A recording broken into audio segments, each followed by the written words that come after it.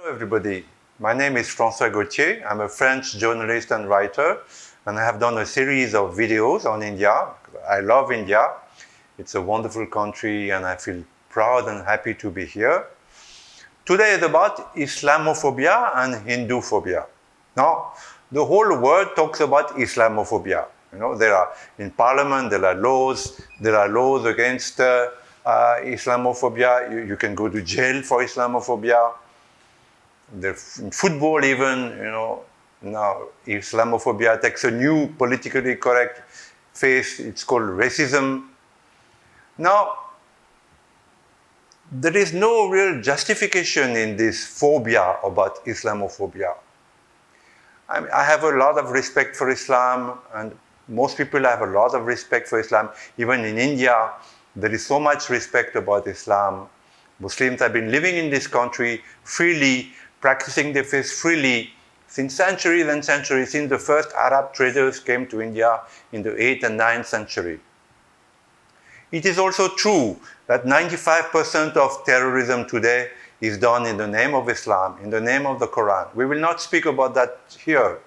But in that way, if you look at it from this angle, there is no justification at all to speak about Islamophobia, because there is no discrimination against Islam in the world today. It's just that Islam discriminates against the world. So we shall leave Islamophobia apart and talk about Hinduphobia. Now, Hinduphobia is very, very real. I live in India, and I'm one of the lone defenders of Hindus as a journalist and a Westerner, and I can tell you that Hinduphobia is very, very real. The whole intelligentsia in India is against Hindus. You can see that even though it takes a politically correct face, ecology, against their festivals, but also making fun of Hindus, ridiculing their gods and goddesses. This is something very common. I remember the painter M.F. Hussain, probably the most famous Indian painter in the world, painting, Hindu god and goddess fornicating, or, Hanuman sodomizing Lakshmi, two of the most, privileged and worshipped god and goddess in India. Nobody protested. Hinduphobia goes along without being protested. It's also true that Western journalists, always speak about Hindus, praise Islam and speak about Hindus. It's also true that there's been a hatred, I'm using the word hatred, against Mr. Modi and the BJP among Western media, and this hatred was there when he was CM of Gujarat. It is there today, a totally irrational hatred which is not based on facts. We saw that when the Article 370 was removed, without stating the facts, that Kashmir is divided in three, that there are Buddhists in Ladakh, Hindus in Jammu, and also, of course, Muslims in the Valley of Kashmir. But Muslims who chased out 500,000 Hindus from the Valley of Kashmir through Islamic terror. So without stating these facts, there was a wave of hatred against Mr. Modi and the BJP government, condemning, the curtailing of the freedom of Kashmiris. Totally wrong, totally wrong. There's also Hinduphobia by the Indologists. The Indologists all over the world, the people who are supposed to inform us about India.